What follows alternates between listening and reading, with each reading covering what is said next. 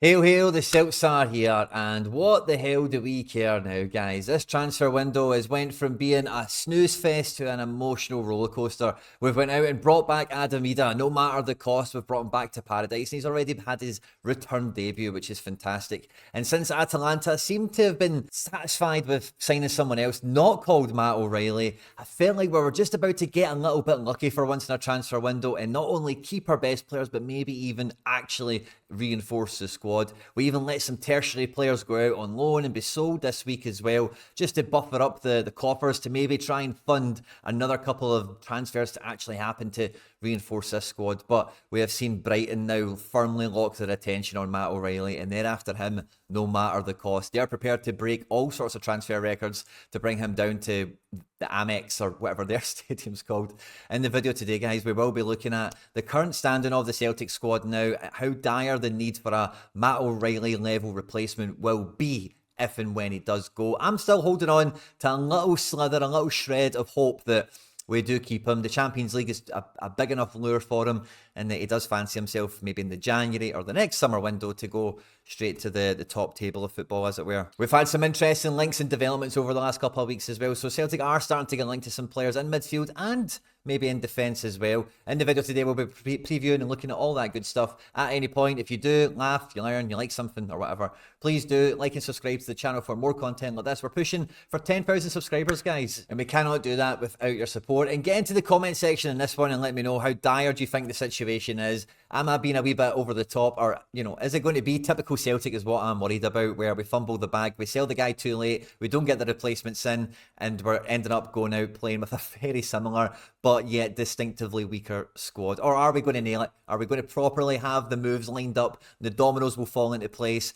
and the squad, when it's all said and done, will be better off as a result? Let's just see. But anyway, let's get stuck into it. Now, like I mentioned in the intro, we've done a little bit of housekeeping. We have had some of these like tertiary players move on. Bosan Lawal's been sold for 2 million quid, probably plus some add-ons to Stoke, which helps kind of buffer the coffers up, or buff the coffers up for any of these kind of nominal moves like I mentioned. Quan's went on loan to Hibs, so that could be a really good one for maybe selling him later on, or even using him ourselves as time goes on later on, because like we were talking about last week when we were live with McBride, we have been linked to someone like Luke McKeown. So if Quan was like upper end SPFL proven, the requirement for someone like that in the squad goes away.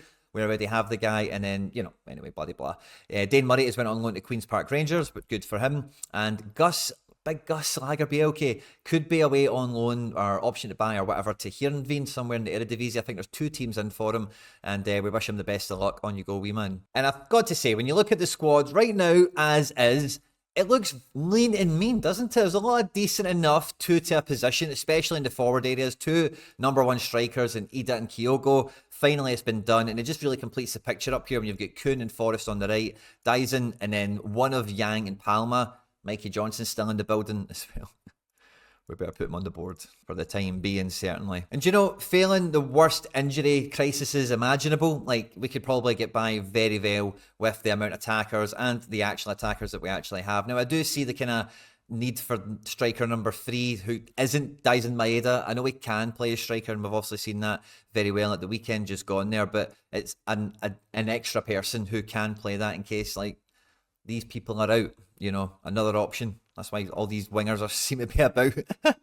And another upgrade in wing, so that behind like Kuhn and Dyson, there is someone really pushing the boat, really pushing the competition level, and then from the bench can be just as good, if not more than effective, compared to these guys as well, depending on the match and all the rest of it. But when we look at midfield, I think like Brendan's comments are going to be firmly burned in the front of every Celtic fan's mind now for the remainder of the transfer window. Your judges at the end of the window, and as it stands now, we need 1 more midfielder. If Matt O'Reilly goes, we'll need 2, and I think that is because of Odenholm just doesn't really seem to be cutting the mustard. I think everyone's happy with Iwata, everyone's clearly happy with Bernardo, and the front 3 is glorious for as long as we can keep it together. So it's definitely someone else to come into this versatile midfield position, because sometimes this person, whether it be from the bench or sometimes if one of these 3 isn't playing, can be asked to play in a bit of a double pivot, like a double defensive midfielder situation if we're thinking about in Europe, or they're asked to do a bit more of a creative role here if it's domestically, similar to what Hatate does, depending on who else is on the pitch and what roles and responsibilities they perhaps get. So it needs to be like a clever footballer, a guy that's capable of going box to box, and who won't be like disappointed to not get in the team ahead of this midfield as it stands now, but someone who definitely wants to get there, can get there, and will push to get there. We have that with Iwata, we have that with Bernardo, no doubt about it. So this is midfielder number 1, and I think these are the transfer links that we've had so far. Arne Engels is a 20-year-old Belgian youth international playing at Augsburg at the moment, and I must say Augsburg were pretty stinking last year in the Bundesliga. But one thing about Augsburg which is really interesting is over the last couple of years they've had a real focus on signing high-level youth internationals, and there's actually a number of like Germany's top up-and-coming youth players, or former up-and-coming youth players, are now in their mid-20s or so, that are at Augsburg. So they've got a really strong talent ID department, no two ways about it. And in the German Bundesliga, as I say, they were definitely like a bottom-half team last year, didn't really have much going on. It was kind of going from, well, as you can see here, loss to loss, couple of wins, a wee winning pattern here, when Engels is actually coming off the bench and making a bit of a difference with goals and assists. But other than that, as you can see, Augsburg firmly a bottom-end Bundesliga team. But again, a team doesn't really seem to concede, I say didn't concede too many, but they did get spanked quite a lot, didn't they? He's picked up a red card early in the season, which maybe hampered his first team kind of opportunities, but he's scored goals, he's got assists, he's played some really big teams. But what I find interesting about this is the variety of positions he's been asked to play for Augsburg. A bit of right mid, a bit of left defensive centre mid, a bit of centre mid as well. He's made it into the Belgium national team without being capped, I think, yet. Well, I don't know if he's capped or not, but he's not on that occasion, certainly. Not competitively, anyway. And even a little bit of right back in there, as you can see. Now, a guy like Engels, for me, coming into this midfield, is firmly second string, looking to push into the first team and maybe be a bit more of what we perhaps thought Odenholm could have been, maybe isn't ready to be yet. Let's just see how his career actually pans out. And I think that is an individual move by itself, along with all the other business we've done to this point, before we come to O'Reilly potentially leaving, would have the squad in a really, really sound place. But bottom half Bundesliga team player, Bernardo, who we've had a very good look at last year, and although like he got a bit of a cult following last year with a cup final contribution, and all his contributions really, he was like a player that you can tell really wants to play for Celtic. That's the one thing I do like about Bernardo, is he actually is like bought in big time and like wants to come here, wants to play for us, and is like not here to be a stepping stone or anything like that. He sees himself having like his prime of his career here, is the vibe I get from him, which is brilliant, and bring it on. And Engels, might be the same, but these guys are not pushing Hatate out the team and not pushing O'Reilly out the team. So if and when O'Reilly goes, and this is the midfield, let's imagine Engels is an imminent kind of thing because of the way it's been talked about now and been covered. I think a lot of people will expect that Bernardo is the de facto next in line. I think it could be Tomoki Iwata, to be quite honest with you, and allow McGregor a little bit further forward, because Iwata for me is very proven, very strong defensive mid, and really that's what this midfield has been lacking when we look at the Champions League. You can see it for Scotland, you've seen it for Celtic in the Champions League, but McGregor is not he's not a defender's defensive midfielder. He gets caught the wrong side of the ball once too often, and like recovery, yeah, he can do it domestically.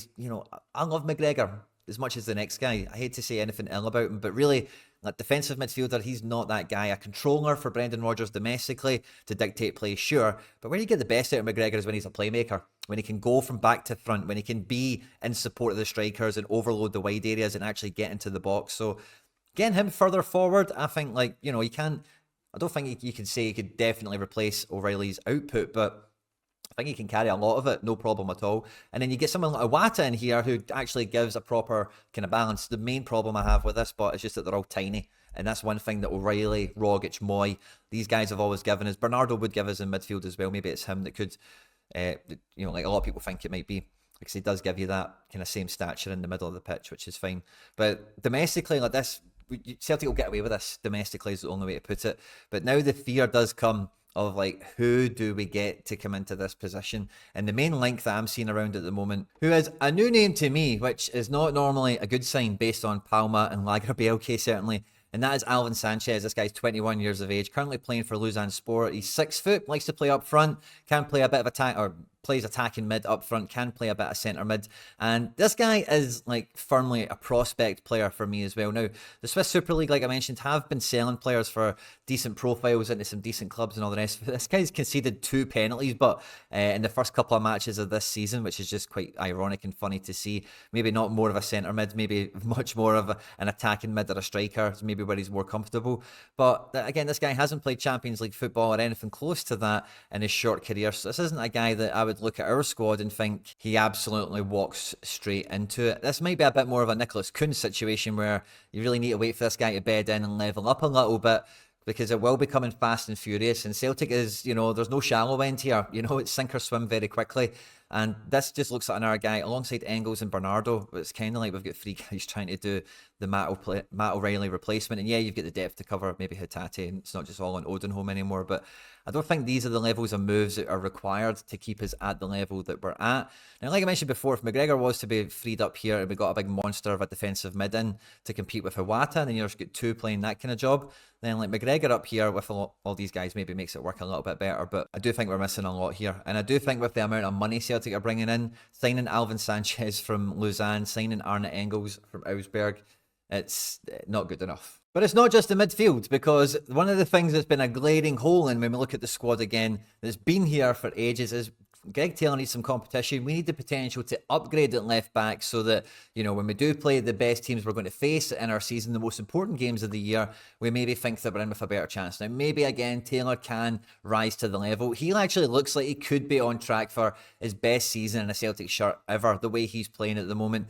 And it's one thing that I've been kind of noting when we've been on the channel talking about these transfer videos with Celtic or the live shows or the podcasts or whatever, is with Taylor being pushed harder, it feels like now, by Brendan Rodgers into this inverted fullback position. Like, this is our shape domestically more often than not. And if we're building the rest of the attack off of, Greg Taylor doing that job, popping up as an overloading player on the right, being centrally a bit of a presence and a nuisance for the opposition to pick up, which, buys some space from other players and all the rest of it, then if we buy another left back and they don't, or they're not capable of doing that job, then you need the ability to play different, fine. And maybe you do want to have a left back that is a bit more of a line hugger and will go up and down and swing some balls in for Idah or whatever. I get it. But that player then doesn't certainly replace Taylor out and out, because Taylor in this inverted fullback, when we're playing domestically, it's cheat code. People can't, domestically, no one can touch us. And it's a big part of it is down to Taylor and the job that he does in this role.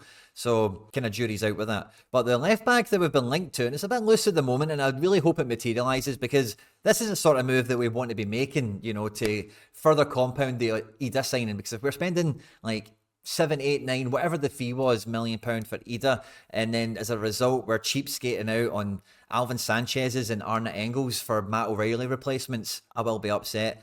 If that kind of fee for Idah is the norm, then this is the sort of calibre we should expect to see come to Celtic Park. He's a familiar name to a lot of football fans around Europe, and that is Owen Wijndal, currently of Ajax. Now, this guy has been kind of on the radar of a lot of football fans for a long time. Started off at AZ, got the captain's armband at a really young age. He's played Champions League, Europa Conference League. After being at AZ, he moves to Ajax, he moves to Antwerp, who were in the Champions League, the Belgian champions, as they were at that time. And this is a guy that really, since leaving AZ, being at Ajax and Antwerp, it's just never really worked out for him for one reason or another. But this is a guy that's a very capable left back and is playing quite close to the top end of the table of Europe that we're at, kind of, if that makes sense.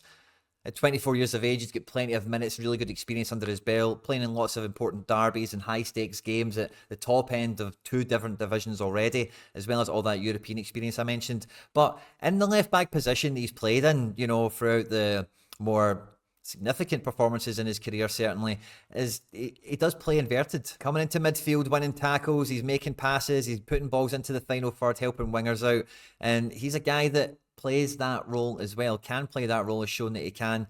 Again, he can play centre-back. He's a very versatile player, very good player, firmly like a left-back, this is kind of the perfect mould for what you want. This guy won't come cheap. Maybe it is on loan with a buy option or something that does become attached to it if it was to materialise, which I would be very excited about.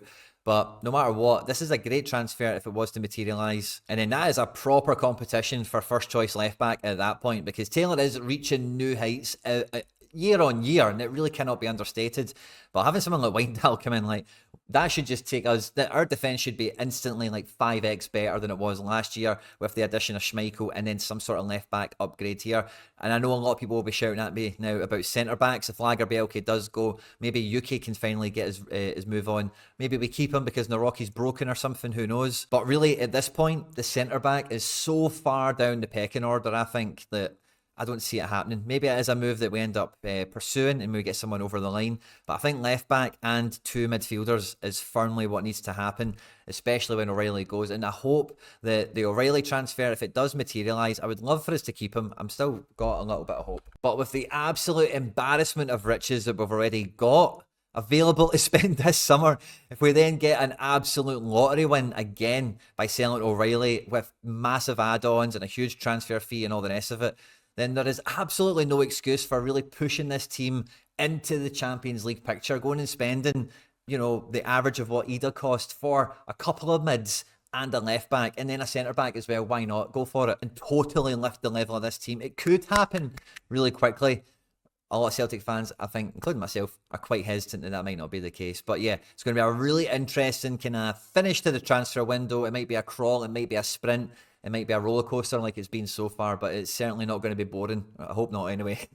As ever, guys, I'll be really excited to catch the comment section on this one to see what your guys' thoughts and feelings are. And, you know, depending on how the transfer window goes, we'll try and feature some comments on the upcoming videos as well. On screen and now some other stuff that we've made that YouTube thinks you might enjoy. Don't forget to hit the subscribe button. Hail, hail, and we'll catch you on the next one.